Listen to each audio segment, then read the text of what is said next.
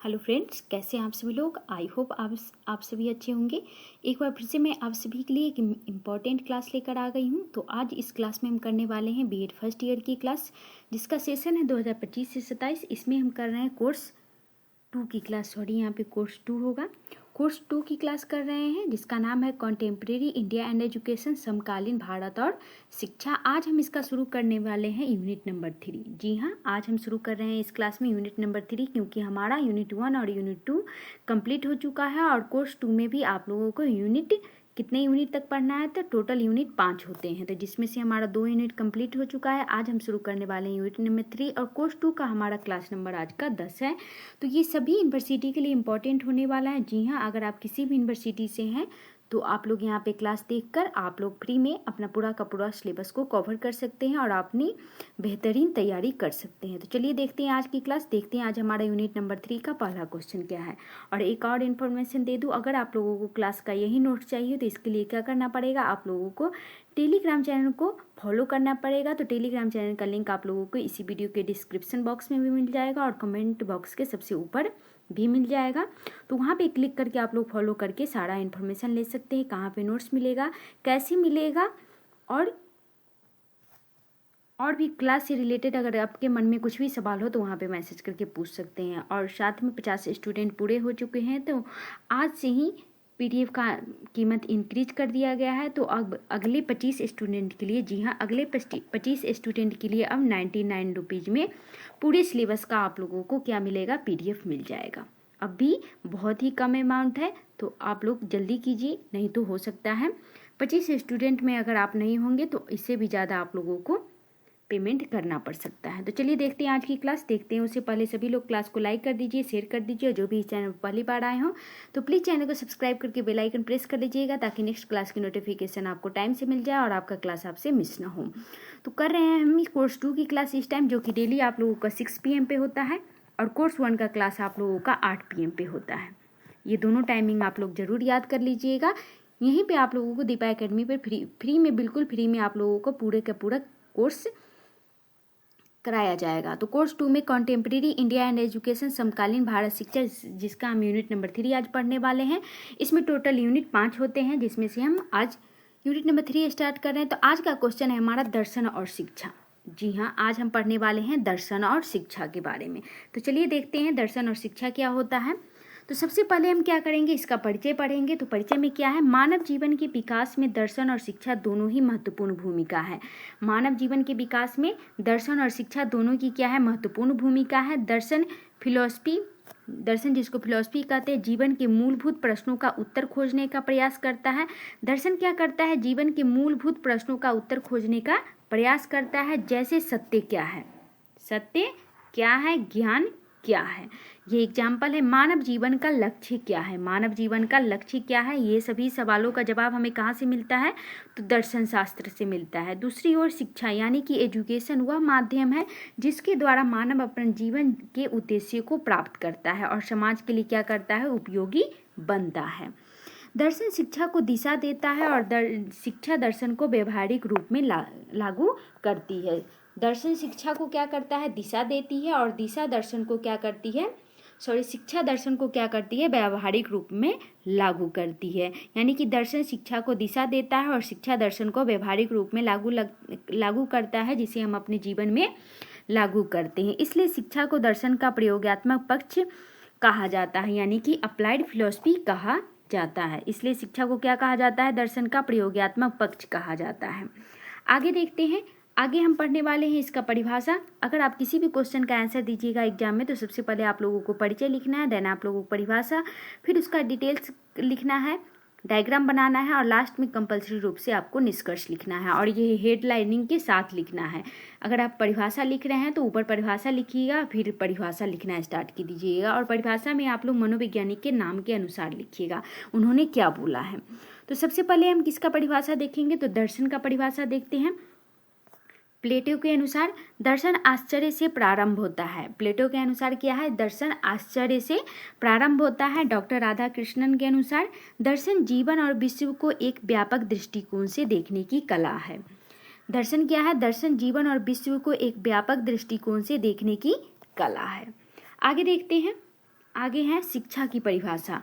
अब हम पढ़ने वाले हैं शिक्षा की परिभाषा। तो इसमें प्लेटो ने क्या कहा है, शिक्षा का अर्थ है शरीर और आत्मा से उत्तम वस्तुओं को बाहर लाना। शिक्षा का क्या अर्थ है, शरीर और आत्मा से उत्तम वस्तुओं को बाहर लाना।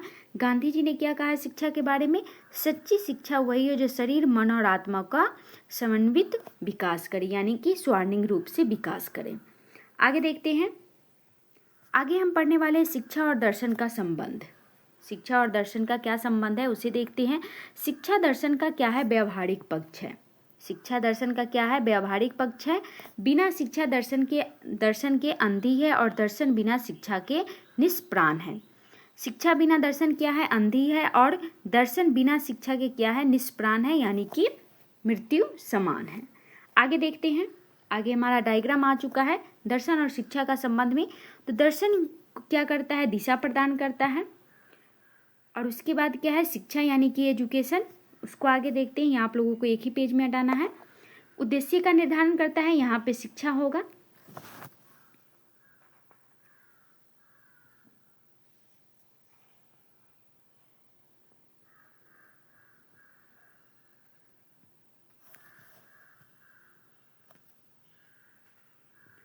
और शिक्षा की ये सब ही रूप है। एक तो पहला हो गया उद्देश्य का निर्धारण, दूसरा हो गया पाठ्यक्रम का निर्धारण, और तीसरा क्या होगा, शिक्षण विधियाँ।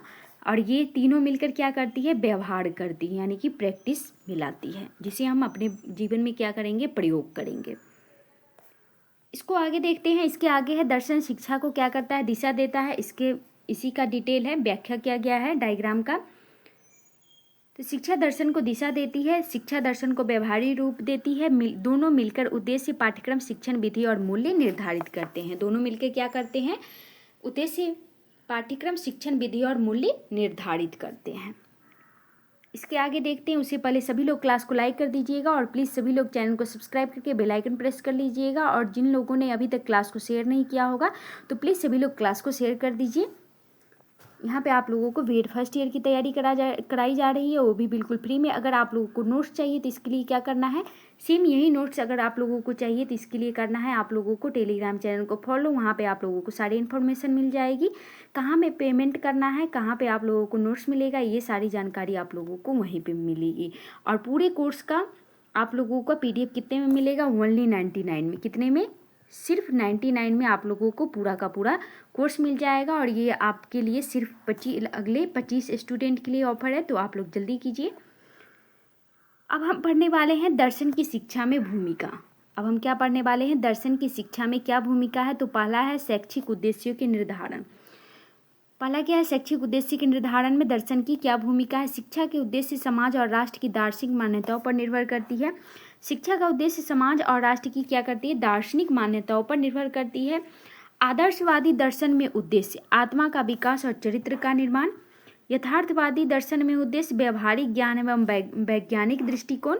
प्रयोगवादी दर्शन में उद्देश्य है अनुभव द्वारा ज्ञान और सामाजिक उपयोगिता।